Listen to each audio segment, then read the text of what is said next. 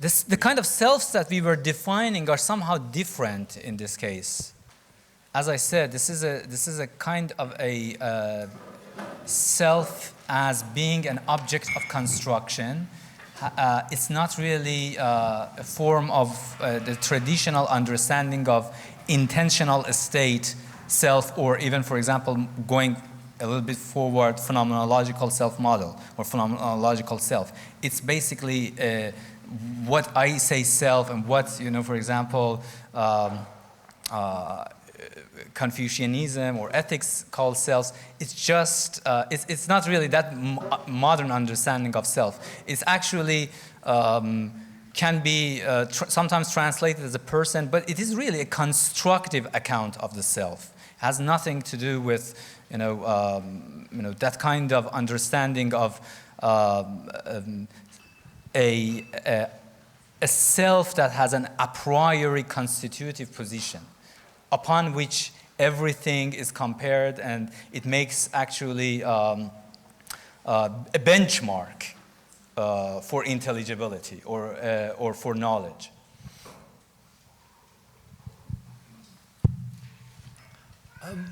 Yeah, I think I can largely agree with a lot of things that Reza has said in the ethics part about the self. So if I understand that correctly, that I have some sympathy for this way of looking at it, but I would nevertheless look at it quite differently, because I think that these traditional projects, I would reject Socrates and Kant and all of that, because I think that those projects presuppose the idea that somehow we are already individuated, even though we construct ourselves, but we also find ourselves as constructed. So I mean, Kant has this problem famously that he has to bridge what he calls the intelligible character and the empirical character. So for Kant, it's always a problem, and for Fichte. If Kant and Fichte look into the mirror and they say, this is me, then they have to say, no, that's false. There's one sense in which it's true and another sense in which it's false. And I wouldn't go, down that road at all, which is why I think that a lot of this is based on a conception of true and false belief that I simply wouldn't share. I think that both Plato, Socrates, and Kant definitely would hold the position that to have a true belief is to be the owner of that belief. This is what Kant means when he says that the I think must be able to accompany all thoughts. So if you ask me, what do you believe? Then I say, I believe, and that's crucial for Kant. And I think that's a mistake. That's only surface grammar, as it were, in epistemology, because if I know that it's raining, then I do not thereby believe it. It's subjectless. So this is where I'm in disagreement with that tradition. So I wouldn't base my ethics on it. But that doesn't mean that there's no common ground. So I can think of a way of saying exactly what Reza has said that is not particularly committed to this idea of an ownership of thoughts.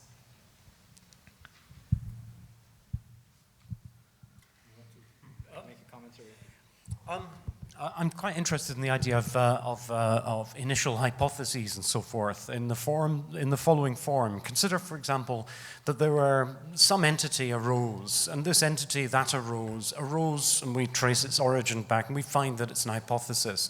There is a certain sense in which this is true. That is to say, an hypothesis is always, by definition, without outcome as yet. But if the hypothesis is inferred from the end, then it's not an hypothesis, it's a deduction. To that extent, I wouldn't agree, I think, that the hypothesis is initial.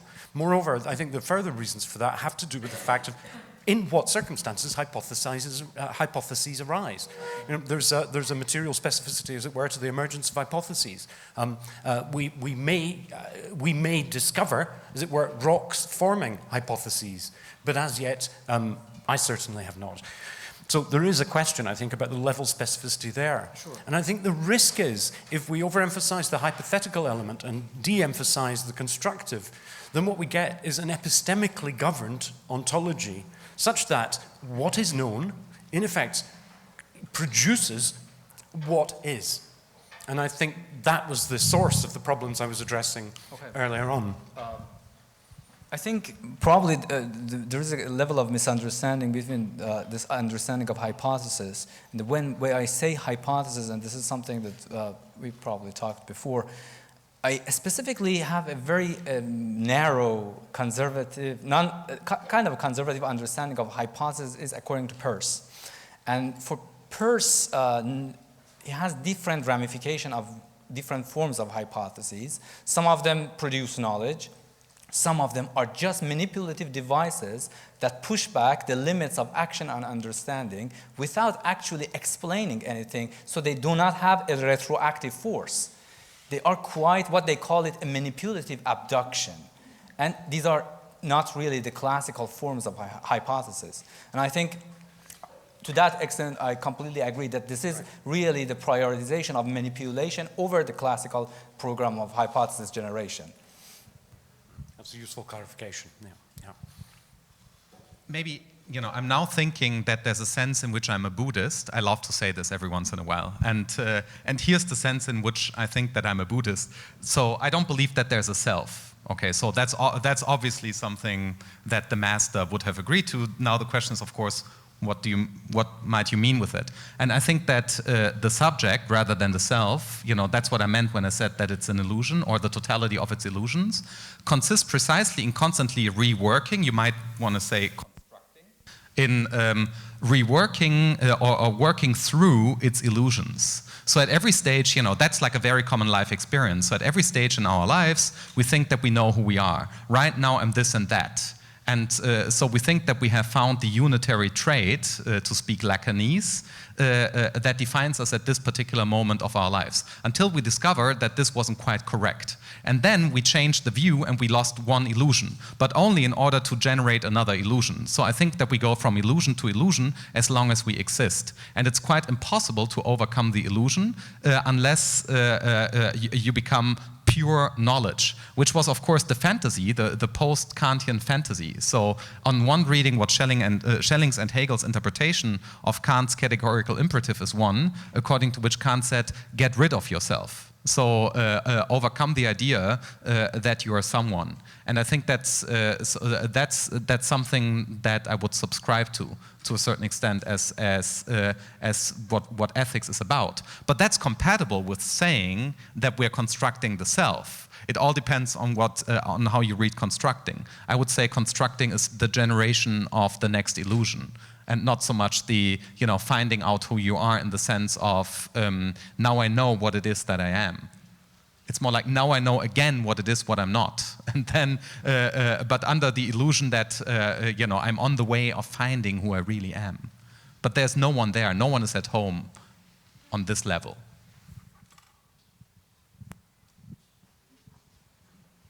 I just want to repeat that. Matteo. What I wanted to repeat is that you're all invited to ask questions. I have the short version of my question is especially for Reza. What's the relation between self-actualization and anonymous materials? The long version is like precisely, should I stand up? Is that necessary? Reza can't see you. The long version is like precisely the history of the notion of self-actualization, but I wanted to cut it short. And maybe taking just Kant and the definition of organicity in Kant, the organischen Wesen, and the way, for example, Deleuze tried to destroy completely the unity of this organism. Deleuze said the enemy is the organism. But for me, especially Cyclopedia was quite an interesting experiment also for his visionary language, because it was the attempt to explode the notion of organism that also Deleuze was criticizing to the limit of the universe with a visionary language, with a kind of also experiment, putting dirty hands, let's say, into the different strata of ontology that you try to describe. And also is connected to a kind of dark side of this anonymous materials that probably this exhibition is like only tangent. I don't know if you have an answer for this, Reza, because it's like going back to something you were working a few years ago, while today probably you're more interested in focusing on normativity and ethics. But I think the two different dimensions can, fit each other. Okay, probably I have to, give a very disappointing answer. is that, okay, I kind of understand this project of self-realization, and this is something that we talked about this before, and what Markus was saying, I think it's a kind of a very interesting understanding of self. The self is not, as I said, it doesn't have a foundation. It's basically a vague modality, and it's vague modality by virtue of its illusions. And then it's the manipulation, it allows you to strip away this, illusions by way of arriving at new forms of illusion. That's what makes it really hypothetical and a device for manipulation. And that's also what project of self-realization is in a sense of, for example, New Confucianism. But so this is that answer. The second one is that, you see, the problem with Cyclonopedia is basically and this is, as I said, it's a work of a fiction. It shouldn't be taken to overextend its fictional resources to philosophical resources. But the problem is that once you say that anonymous materials and complicity, as it's coming from Johann Malfatti de Montegrio, who was Beethoven's doctor, and one of the first inspirations of Deleuze.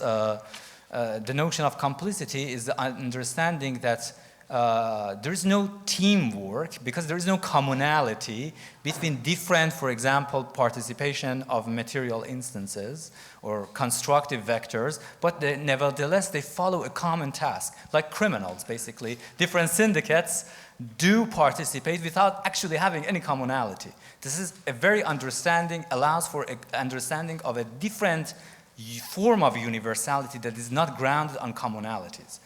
And now, the problem that it creates, once you say everything anonymous material, very metaphorically, is this idea that you say that, for example, oil is a sentient entity, and then you try to explain everything according to it.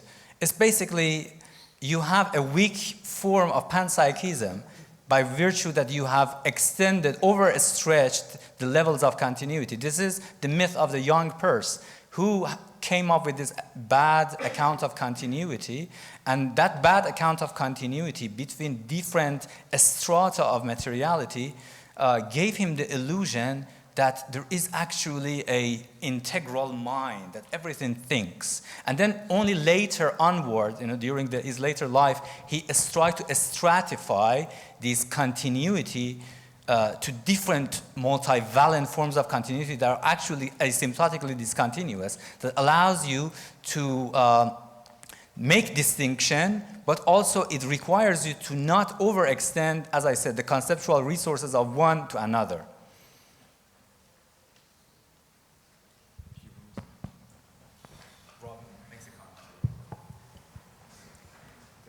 Okay, I have a question to you. When I was a student in semantic anthropology, I was told that to speak of a heuristic device was probably the beginning of a difficult situation. And I wanted to ask you a question, and I have to go through a process in order not to get super nervous about talking to philosophers. You mentioned in the beginning that I have... No, it's very quick, I promise you, Amen. You said at one point that the idea of a universe is effectively provincial. The universe is a province, which is a fantastic idea. It's a partial portrait of the whole thing. At the moment, I look after 70,000 partial portraits of the universe. I've taken over an ethnographic museum. So I've taken over residues of philosophical, epistemological, ontological concepts. They are sitting there in stores. They're looked after. They are matter. They are there, even if we decide to give them a particular interpretation, a particular classification. They remain there, and they continue to remain there. We can't repatriate them immediately. Even that would require a classification. One of the most interesting philosophers and, if you like, activists in anthropology was Bateson. And he spoke about recursion, and he spoke about recursivity. And that's one of the ways that we can, at the moment, work with this collection of matter. And you spoke about to withdraw, and I never really understood what you meant by to withdraw, which isn't the same as withdrawal. And I think it somehow means to be able, that the artifact can, in a strangely anthropomorphic way, remain aloof. So my question is, in a way, what do we do with this stuff? This stuff that doesn't come out of, this stuff that belongs to other provinces of universe.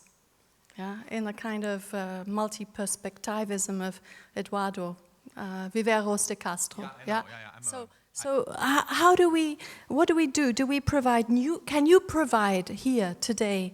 Because you mentioned quite interestingly this question of the engineer, the artisan, the producer, right? The craftsman in the old language.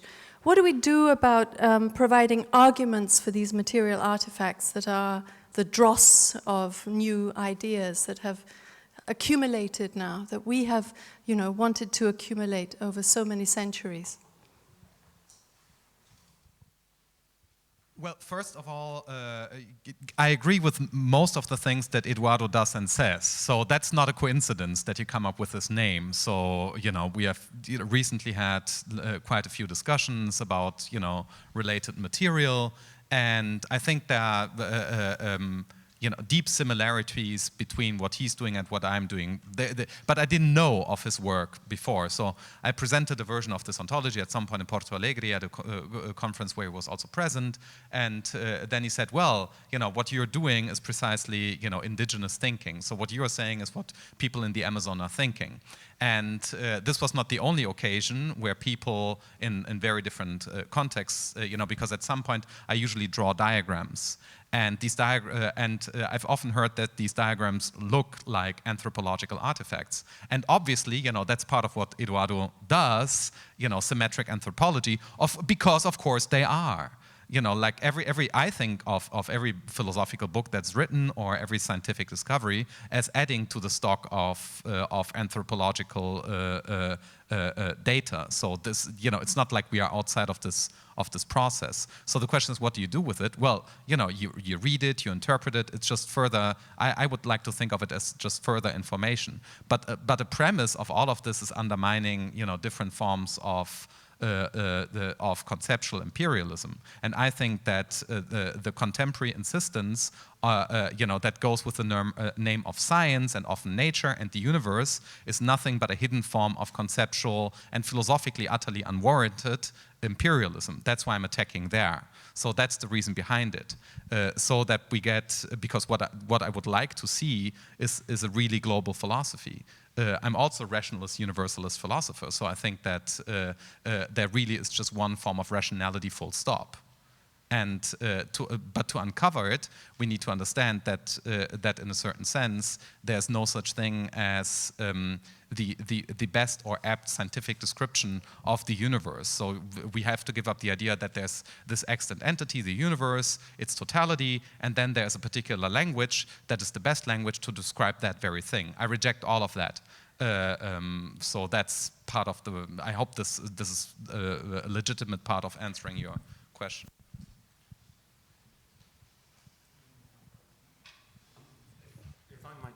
If I might add something to this, there is a peculiar presumption that should there be an explanation, others are eliminated. Imagine the portrait of things if this were the case. This would make us, as it were, editors of actuality, where actuality is precisely occurrent, and then would have to be ungeschehen machen. Which Freud is well known for saying is nothing but neurosis.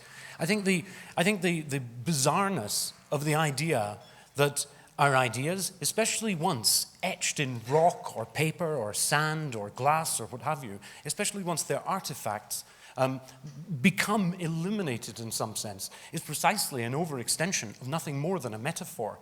But it's extraordinary the degree to which it holds us prisoner. So, for example, it's common to come across people who understand, let's say, the existence of an explanation, quite simply to demolish any other attempt at it. Whether that's registered as fear, conservatism, preservatism, I don't know. But it's registered as fear that eliminates. But I think we require to investigate what that would mean. What would it mean genuinely to eliminate an idea? I mean, I have some sort of thoughts about this. I think Terminator 2 is good on it, for example. There is a complexity in Terminator 2 regarding who is whose progenitor. There is a point where Linda Hamilton says to her son, all of their names, qua characters, I've completely forgotten. You know, I've always loved you. Where the function of always is up for grabs because what's at issue is time travel. You know, so there are bizarre circumstances such as those illustrated in Terminator, which precisely show what it would be like to eliminate an idea once established. You know, what would it take to make that impossible in fact, given the scope of the hypothesis? So more encouragement, not less.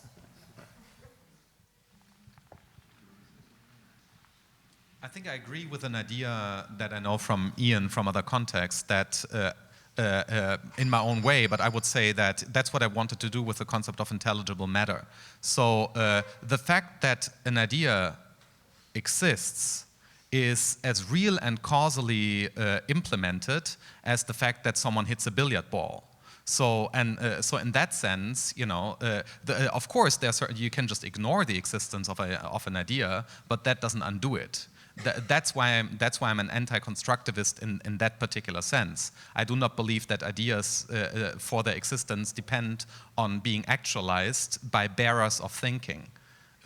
Which does not mean that ideas had existed had no one brought them into existence. Those are two logically independent claims. It might well be the case that there's a sense in which there are no concepts had no one ever thought concepts, had no one been around. That might be a fair claim. But that doesn't mean that we thereby make it the case that those ideas never existed by starting ignoring them. Which is why, you know, that's the sense in which I wanted to defend historical dialectical materialism. And that's the only sense in which I want to defend that horrible idea. But, you know, Marx insists, and even Engels is a good philosopher here, because he insists on the fact that if you want to be a good materialist, you have to have a concept of history. Otherwise, you will not be a good materialist, because then you cannot cannot give a good account of the existence of ideas, I think.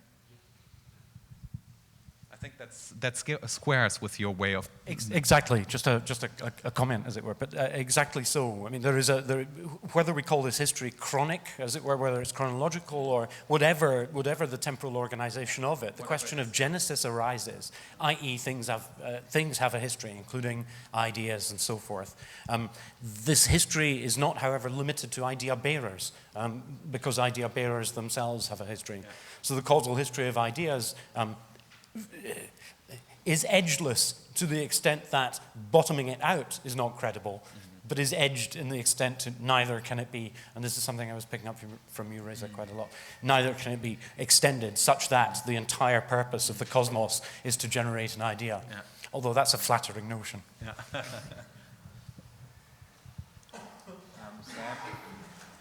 then A question maybe for Reza and Robin, less of a question, more of a sort of a wanting to provoke a discussion, especially in the last sort of hour we've heard this term overextension of conceptual resources, and this is certainly a contentious issue that comes up in the field of art, where especially kind of visual arts, where on the one hand works of art, kind of abjuring, making a definition there, are made, and then they are both explained, and an explanatory function is ascribed to the work of art by people in a curatorial position. So I'm just wondering if you see perhaps a way out or a way into this discussion of in what instance is or are conceptual functions overextended, especially in, like, let's say to make it simpler, in giving an explanatory function to art, or can one give that to something which engages only in a kind of material abduction? A lot of works seem to be engaged almost exclusively in this, rather than attempting to provide a model, even if it's a heuristic practice or not. So.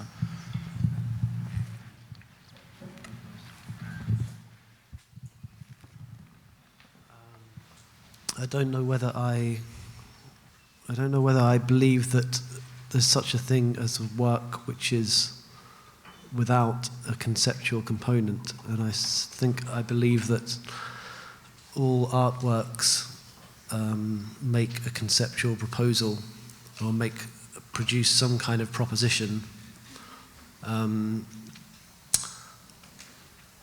Sometimes the artist is able to articulate the proposition independently, but in which case they probably wouldn't make the work. But I don't know whether I don't know whether it has any relation to the notion of overextension that Reza was talking about. Really, do you think? I really don't know, but one thing that is. Yesterday I was talking to Iain, and we didn't finish our conversation, is that at least traditionally understood, art is dealing with a certain patch of the causal fabrics at a certain level of materiality, and that's forms. And forms have physics. They are basically morphogenetically stabilized causal fabrics. You know, there is you can even go and explain physically what a form is. This is what, you know, Renathom does. It's basically, it's a scalar measure of information that once is geometrically or topologically interpreted, you can account for forms. And forms are basically memories. Forms retain memories of the past and future perturbations. Basically, what forms are perturbations that are applied over invariances. You know, they're basically like these forensic fields that things has happened, and then they have put certain traces over certain forms of invariances, like the memory storage of, for example, a dent in this book. A fracture, any of these things. These are perturbations that are applied to invariances. Now, traditionally understood, art works with this specific layer of materiality, mostly.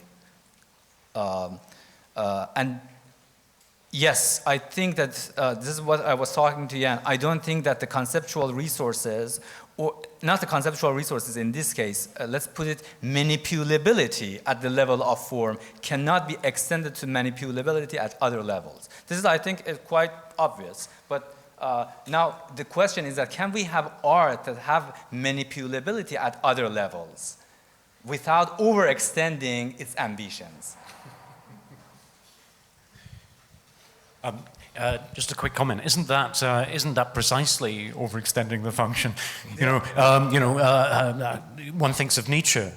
How far must a philosopher stand from the rest of society in order to form it in his own image, indeed, and so forth. We can't help but think of this only as an aesthetic phenomenon. Is life justified only as an aesthetic phenomenon, as it were, only as the overextension of the capacity to manipulate forms at the level of art? Is it possible to recover, as it were? And I know you were heading in that direction, but yes, it'd be worth expanding, perhaps. I mean, this is, I think, that one of the question would be, and again, this is just, I'm not derailing your argument. It's basically, I want to pave the road for at least a conceptual organization of how this works. Basically, then art needs models of intervention that actually work on those levels. But can art really make those models?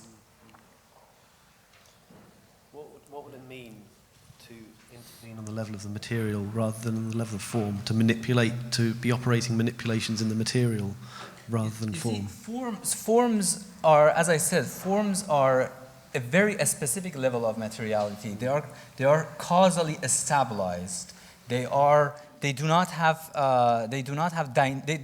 basically dynamic systems. They have invariances and morphogenetic stabilized perturbations distributed over invariances. But once you really go to the atomic scale, all you have is just perturbation. You do not have really invariances in the sense that you have in forms. And that requires a completely different model pluralism.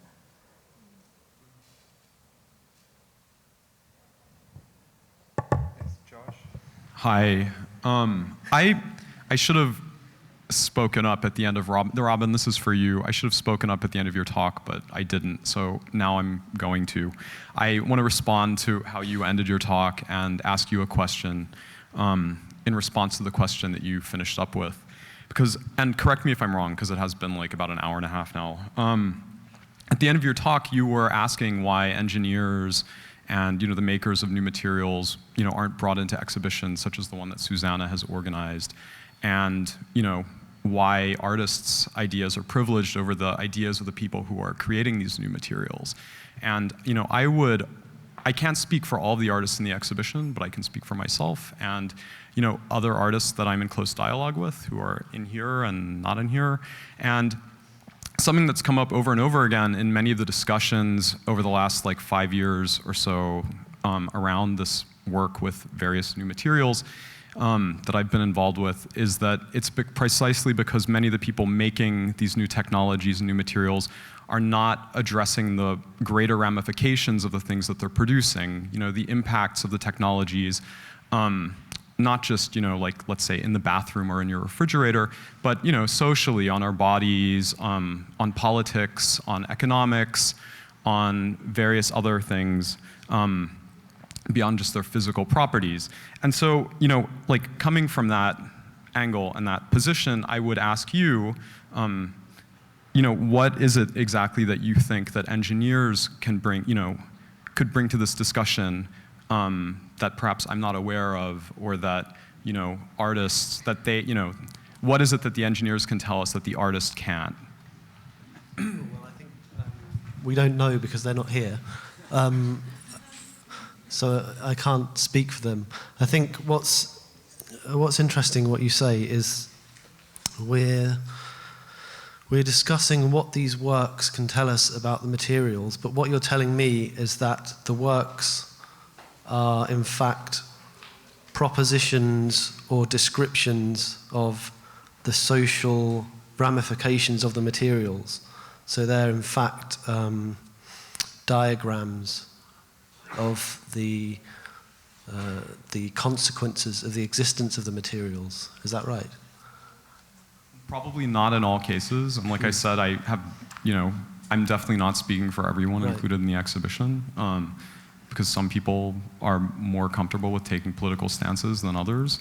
But in some cases, I don't know if I'd use the word diagram, but I would say response or, a provocation to thought for other people, or an invitation to dialogue around some of these things. For instance, you were talking about the white cube as a kind of zone of comfort, and what is it about bringing certain materials into the comfort space of the white cube, and actually I think with many of the works that are under consideration in this exhibition and beyond, bringing them into the white cube isn't about bringing them into a space of comfort, it's about creating conditions of extreme discomfort by confronting people with these materials that we are very comfortable with in our daily lives, these new materials that engineering has brought us that we don't think twice about. But then when you're confronted with it in large quantities, for instance, the smell of Timur's axe, which is much less potent than it was at the opening, but when you're confronted with that overpowering, noxious, cloying smell, it's a very different experience than perhaps if you just use it once a day in your bathroom. And so, it's almost confronting you with years of use of a material like Axe body wash. So, I don't know, sorry, I'm rambling now. I'm gonna stop talking. I don't know if that was even a question or a response to... No, I understand what you're saying. I'm just trying to think about my own response and whether I feel any kind of disturbance or feel any feeling of being overwhelmed by these objects, and I don't, for the most part, think that I do. So I can't speak to what you're saying. I don't find them any more disturbing than going to a supermarket, really, and seeing, shelves of thousands of the same product. That to me is equally disturbing to what I'm seeing in the gallery. So that's really my question: is what what's being provoked? Yeah, what kind of provocation is being made by bringing these materials into a different space and reconfiguring and reformatting them? if it's not simply to use them to create a proposition which says, which kind of points elsewhere and says, I'm telling you this is what's happening. I'm reconfiguring these materials in order to tell you something. So pedagogical, in other words. Is the operation purely pedagogical, or is there something going on that actually involves the materials themselves? Anyone else? I was just wondering why we talk about like provocation now. You know, I mean, is provocation still a kind of valuing kind of term, or is it just well, neutral? there's a kind of rhetoric of radicality, and obviously, like, which is. What's the word? Which kind of marries in with the philosophical, the bringing in of these philosophical concepts. So there is some kind of idea that there's a provocation, that you're being kind of confronted by something. I kind of hesitate to say sublime, but it's something overpowering. But it might be. What if this is a way of thinking also about art that is misleading, you know, like valuing like the quality of art, or like the reasoning of art, or rating it by its I don't know what's the noun of provoking, provocativity, you know, because like as far as I understand, Josh, you know, like I think of your like the wall of this material of the jackets, like. Yeah, Patagonia, that's now, instead of Barber jackets of Marxists, I don't know.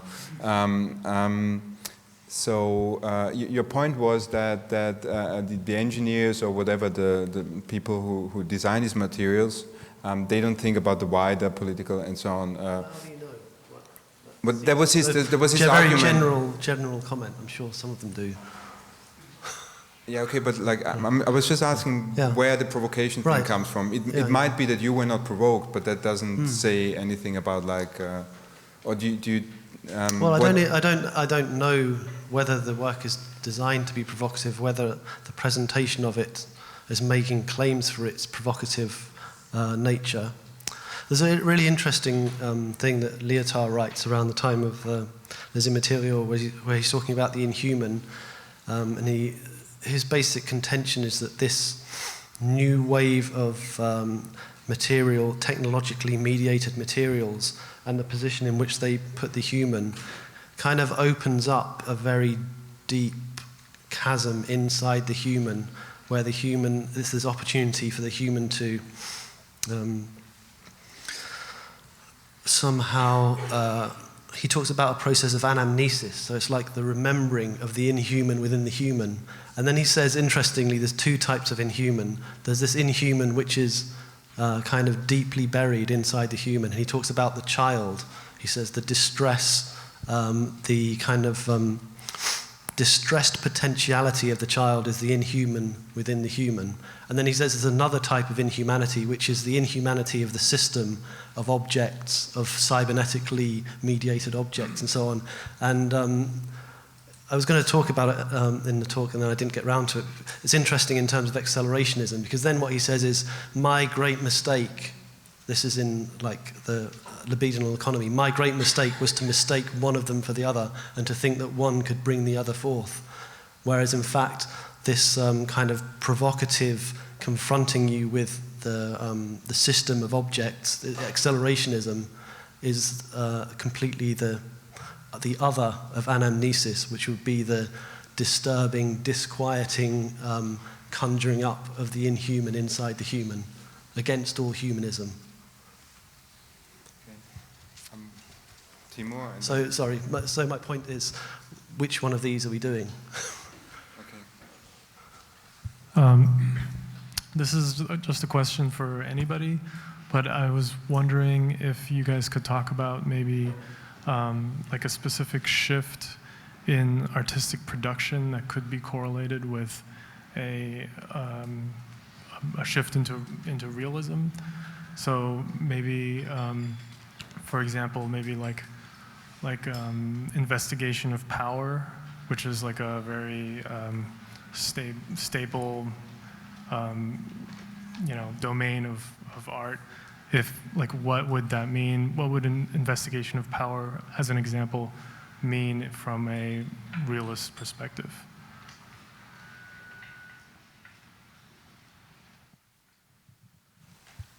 Just one piece that comes to mind is Hans Haacke's piece, which is interesting because it's one of the few pieces of institutional critique that actually caused problems and had to be excluded from the institution, which is the piece where he, let me remember, it's the real estate piece, where he lists the donors to the museum and the tenements which they own and so on.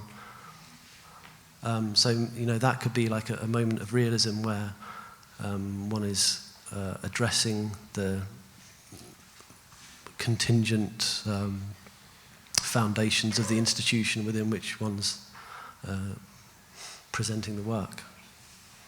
I don't know if that's I don't know what you were asking for exactly, but that kind of springs to mind as when you're talking about power. Maybe for our generation, or what is are there any? Do you guys see any new potential strategies that are opened up by? Yeah. I also think that one idea that shouldn't play a role anymore is the idea that art ought not to refer.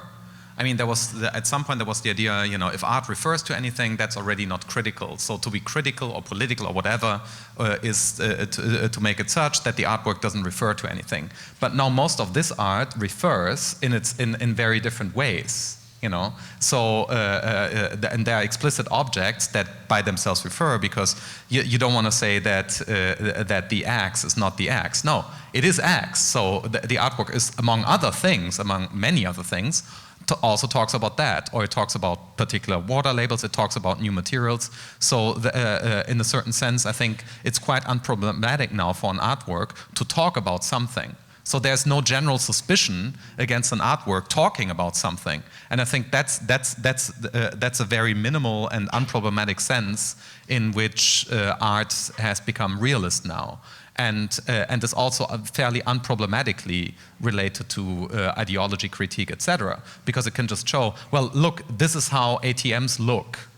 And so, and in a certain sense, one could say that some of Josh's works brings out the essence of the ATM. So look, this is an ATM now. What do you do with it? It's not by itself already an imperative. It's not saying don't get your cash from them. It's just saying, look, here you can decide what you want to do with it, but here's how those things are. I think that's a very minimal but fair sense in which realism has become unproblematic. But there is a slight danger of or I ask it in a bit provocative way. Isn't there a danger in the way what you two, especially you, Robin, just said, that we fall back into a kind of understanding of realism that, referring to myself, at the beginning of today, after your talk, Markus, falling back into an understanding of realism as a kind of social realism. Art is real, or Haacke's piece was realistic because it actually had an effect, then you, Markus, you talked about an idea. Let's remain with this example of institutional critique.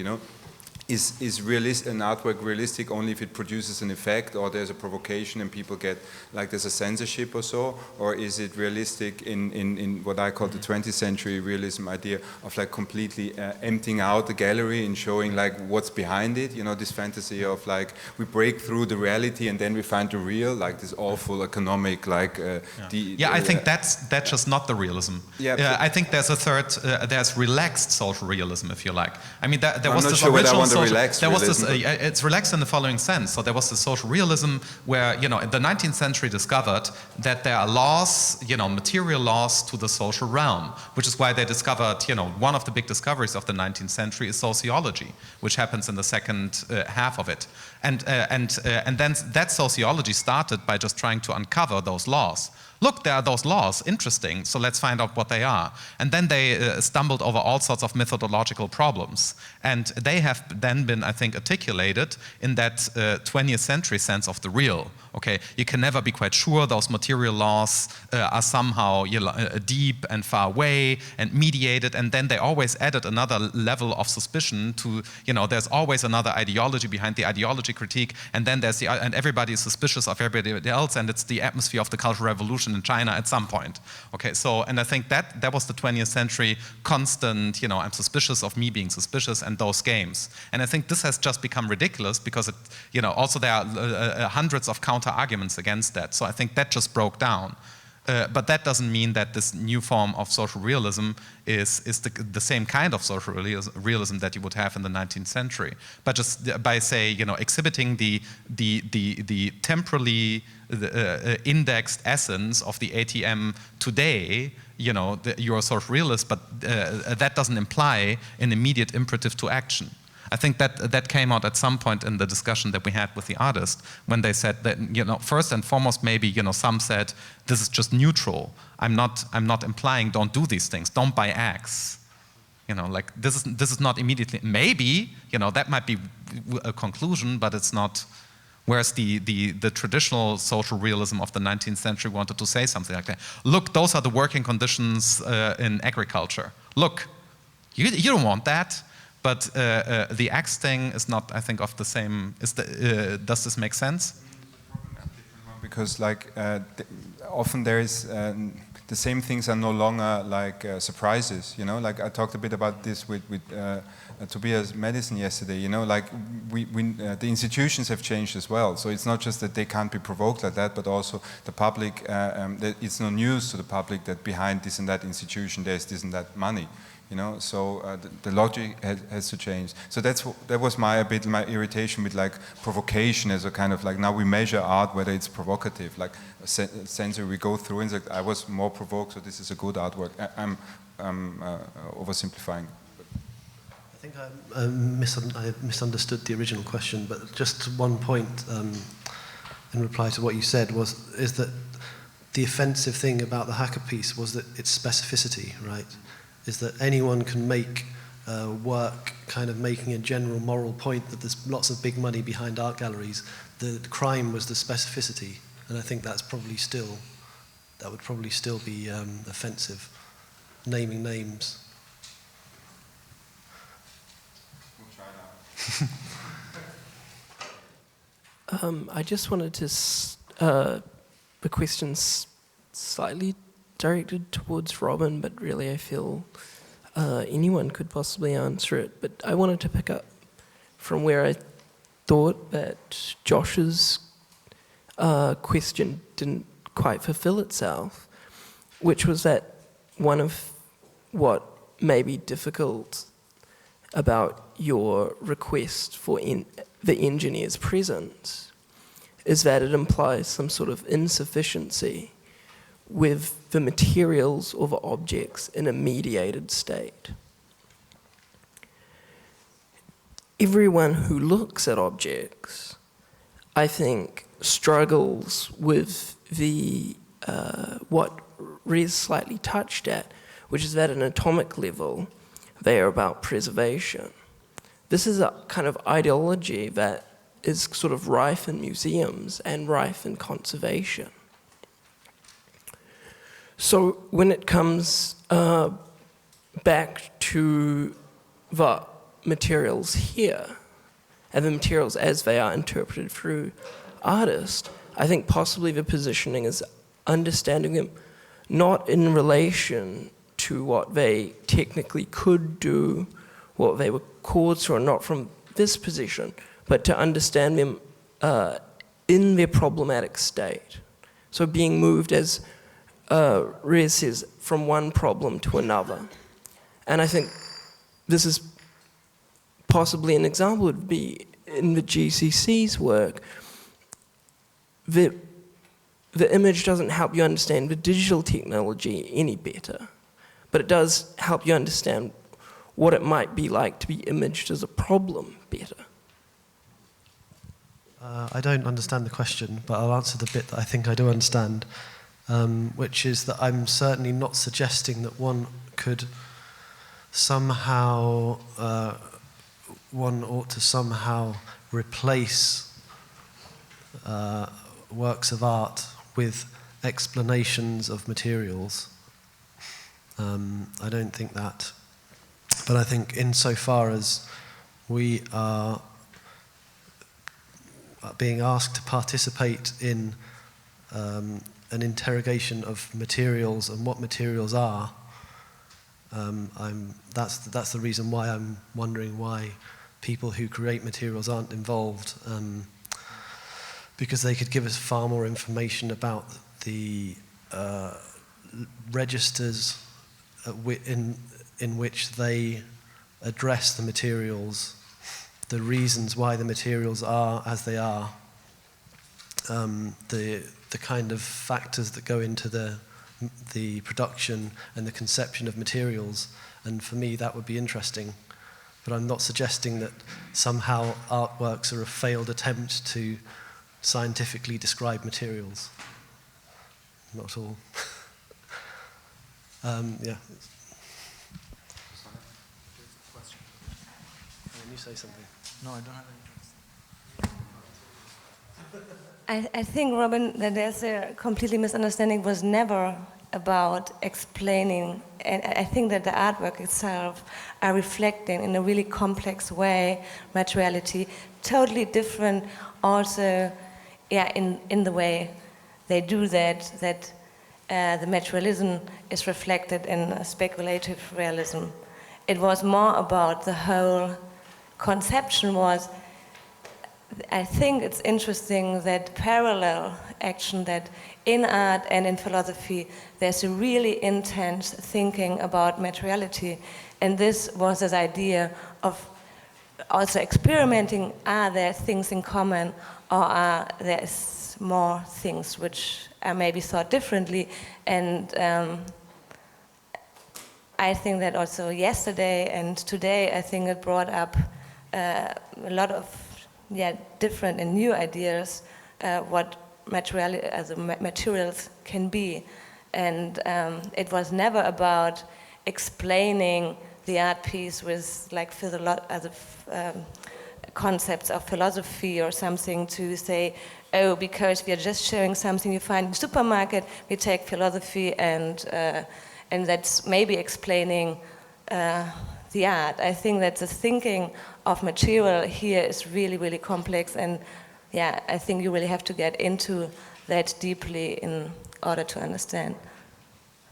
That was more a comment than a question.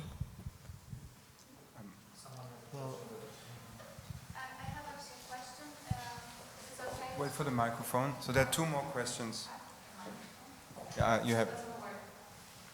I have 5 now. I'm not interested in having one. Okay, no, well, now it's work. I wanted to actually bring you to the subject you started at the very beginning of the panel. You spoke about shaping, reshaping, manipulating the matter as if I understood correctly. Yes, I think you started with that, but that was what the beginning of the panel started with. I was wondering if you could reflect on Josselit's writing that I think referred to Seth Price's work when he spoke about the shift from very classical shaping of a matter, which would be intervention into a physicality of some object in order to shape a sculpture or something like this, into a manipulation that is very present in Seth Price's work, like a distribution, like everything that Josselit relates to the decade of picture. Do you know Josselit's After Art book? So, well, there's a basic. So the basic thesis of the book is that we might, without realizing, have. I hope David doesn't hear that. Turn the cameras off. But the basic idea is that we might have entered into a kind of a time or paradigm after art, because art might have lost its ontological or rather epistemological main reason to exist, namely the production of images. Nowadays, everywhere and all over the place and all the time, images are produced, and it's no longer the specificity of art doing that. And so there's a proliferation, I think, of images, how he calls it. And so the question is like how to then think about like artistic production after art. Is that somehow so? Well, I think it's important what he says about these new strategies and reformative, for instance, and you know how you kind of deal with the image that is there already, and how you kind of gain from popularization of an image rather than from the uniqueness of an artwork. But I really think that there's a whole questioning of like the different economy of images in Jocelyn that is quite difficult to understand without having the. But I think, I mean, there's an eternal temptation for philosophers and theorists of art, say, to say what art is, you know, and then to declare its death. That's the old game. You know, art now is dead. People love to say that since Hegel and earlier. So I think that's a fairly standard move to want to say that. But I think often it hinges on an overgeneralized conception of what the artwork is. So, I mean, my still favorite definition of art is by Caesuras. He says art is the definition of art. I think that's still the best definition of art. So the question, you know, so you say art is the production of images, and then you will get a counter example. What about this? And then, then art is the production of images or this. And then someone shows you another work of art, and or this. So you always add a disjunct to your definition. And I think that is art. If you ask me what art is, I would say art is the fact that, you know, that's because of the book title, Art After Philosophy After Art, that the artist always comes up with a counterexample to what art is. So every artwork is a counterexample. So in that sense, you can say, if you want it paradoxically, that every artwork is not an artwork. So there are no artworks in that sense. If you think that there is art, and then, you know, this is art, and that is art, and this is how I identify it. And a lot of those theses, I think, sound like overgeneralized fantasies of what art is, and then declaring its death or end or final victory or whatever. I think really all we can do is interpret given works of art and sometimes try to find local similarities that help us to explain a cluster of what a number of artists do.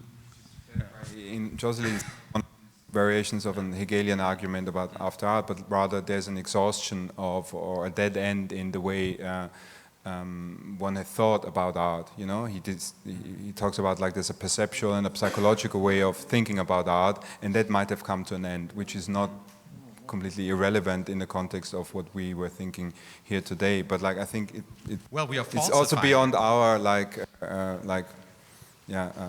expertise, I think. So there. So now there are three questions. Speaking of Jocelyn, we could mention the network. And I was thinking about the notion of anonymity in all these discussions. And when you brought up the Hake piece, I was thinking about what would have happened if Hake was anonymous in doing the piece.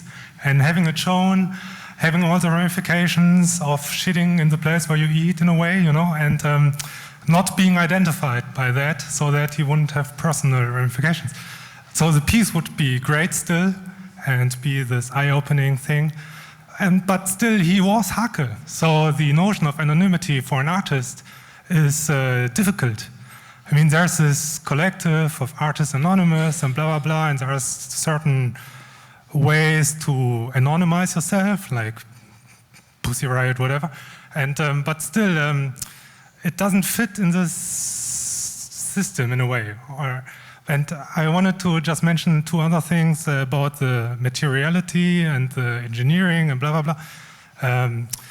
Tobias Vogt wrote an article about Duchamp in Texas Kunst a couple of years ago, in which he said that the famous bottle thing, I forgot, the bottle dryer, yes, that there were a lot of other authors in doing that, in producing that it wasn't industrially made, but like handcrafted more, and that it was more a network, and Duchamp just selected the people doing that and showed it and exposed it.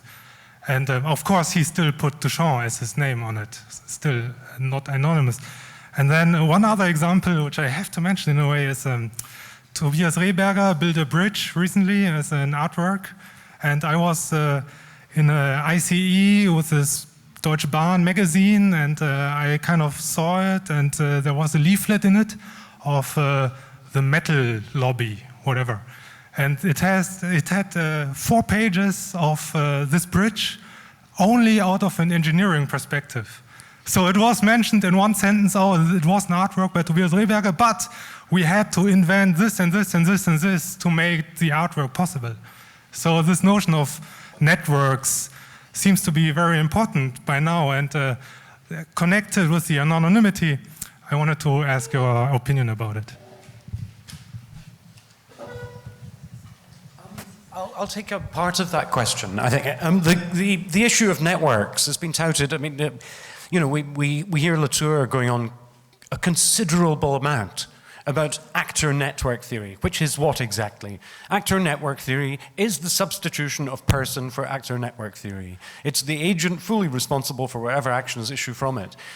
If this is what you want from anonymity, fine. But I don't think it's anonymous in the sense of not having a name. Precisely giving it a name network is, you know, does that job. So you could easily envisage, for example, you could easily envisage a globally, well, actually, no, don't have to envisage it. Stellark being manipulated from on one side of the Earth by people playing with computers on the other, and so forth. Actor network theory, completely anonymous in the sense of its major producers, completely non-anonymous in terms of its production, in terms of its name. Total anonymity is total elimination, as artists know. Okay. I'm not an artist, I'm not a philosopher. I'm art historian and curator. And as I know, and as long I am working, I know that provocation is not the question anymore in art. So, but I want to ask the provocative question, is it really going on? And this is really the question about materials, anonymous materials. Artists always are asking questions with all the materials they have and with all the materials we are living with. And so for me it's always the questions today, is this connecting philosophers and artists that you're really thinking about materials, or is it just for you to find some solution and for the artists to ask questions, or what is the thing? I think it's crucial. I think that's another overgeneralized claim. I mean, what do you do with Ai Weiwei or Chinese art? You know, it's not like the provocation is over, but now what about China? So maybe provocation is over in some parts of the planet. So in some local regions of art history, there might be a sense in which provocation doesn't play a role or whatever, but I think that's not generally true. You know, to just take China. So that's most of the time it works. Just take China. Then you have a lot of counter examples, interesting ones. Here's one. Okay. So, but then the other thing about the philosophy and art. I mean, I think that again, that's my personal model how to think about this. But I think there's a feedback kind of loop between art and philosophy, and at least in Occidental philosophy, it has begun with Plato, who says, I'm quoting him, there's an eternal fight, he says, between art and philosophy. And I think what he meant was something like this. So the artist produces an object without necessarily knowing what it is, because in order to be an artist, you don't have to be the best interpreter of that artist. Remember Socrates and Iain. And then the philosopher shows up and says, this is what that is. And then the philosopher gives an interpretation of this and says what the essence of art is. Then the artist comes up with a counter-example to that. And I think this feedback is an essential part of the production of new possibilities of thinking about many things, among other things about art and philosophy, etc. And I think that this dialogue is still, fortunately, going on. And I see what we are doing, among other things, as a part of this particular dialogue. I think it makes sense that Nina, that was when we asked the last question or the last comment. But that was only me. I think that's a very general question. First, on provocation, without the claim that there's some kind of provocation to thought happening in these works, what do we have left other than a person who has been in the world, has noticed some materials, and is bringing them into another space and doing something with them? Surely the whole privilege of contemporary art and the reason why it's highly prized and highly regarded in our society is because we think it offers some kind of provocation to thought that we don't find elsewhere. Otherwise, what is it that it's doing? That It's usually a placebo effect. But I actually wanted to answer this question because I think the provocation may also lie into the fact that the artist nowadays, and you find this, all the works, or a lot of works in this exhibition deal with this question. The artist is not the revolutionary subject anymore. So it's more the role model of a neoliberal self. So when you read a job description nowadays, you find exactly the characterization of the former artist model or the nowadays artist model. So I think this is a question which all the artists have to deal with. Or there are also others who provoke in another way. They are also still the critical artists, of course. But for the very young generation, or I think the shift is to get aware of this fact, first of this fact, and then also concerning the materiality. I would say that things like a 3D printer, for example, and like you mentioned already, the image proliferation changes completely artistic material.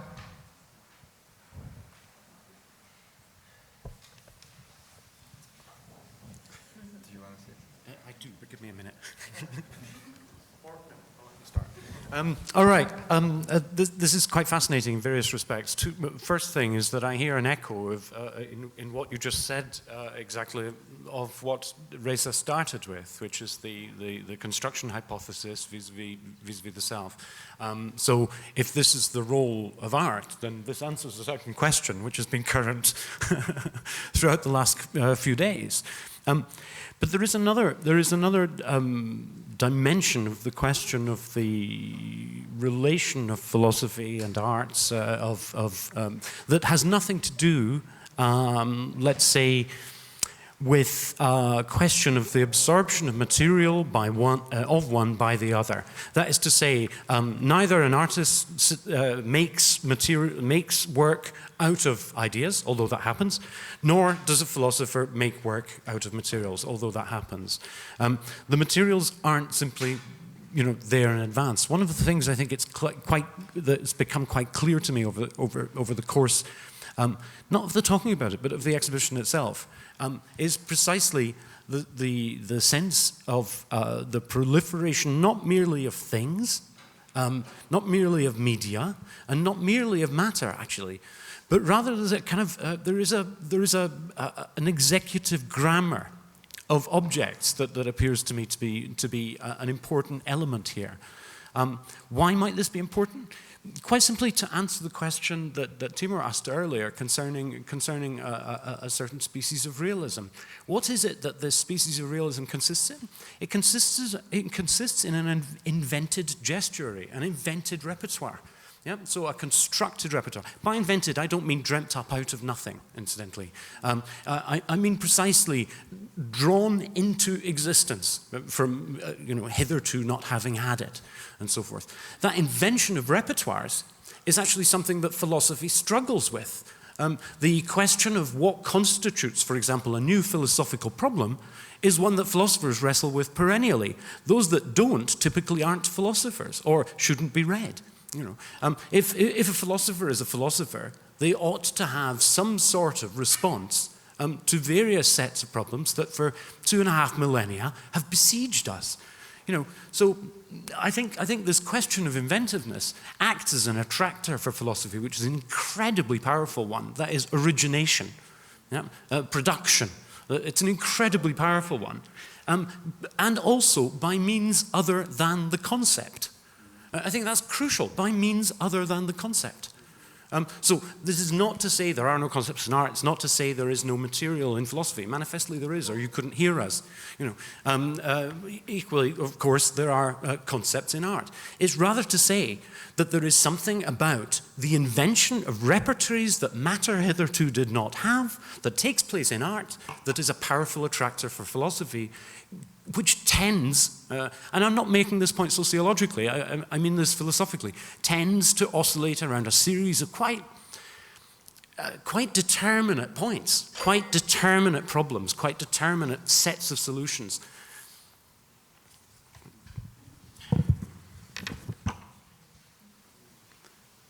I mean, we have, I thought at the end everyone could choose 5 or 10 of these concepts and have a short comment. No, this is a joke. I think it was a perfect Schlusswort. What's the final comment by Iain? Yesterday we had this retreat and had this artist presentation. All of a sudden towards the end, I think during Pamela's presentation, who's now I think in the next room because of her baby, we started talking about neurophysiology and evolutionary biology and philosophical topics. I think it's nice that towards the end of today there was only dedicated officially to philosophical, ontological questions. We nevertheless unavoidably entered this kind of eternal fight apparently between art but it was quite peaceful, no? Given that Platon spoke about the war. Anyhow, I think it was a perfect final word. There's one more I'd like to add. It is not irrelevant that I'm wearing a blue shirt. Yeah. Okay, that's it.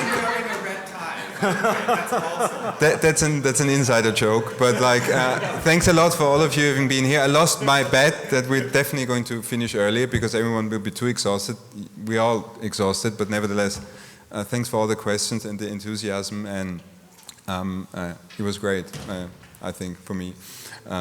Thanks a lot, and really thanks a lot to the whole team. I forget all the names since you know me by now, but thanks a lot to you, Susanne, Tom, Nina, and especially to the speakers today. Thanks a lot.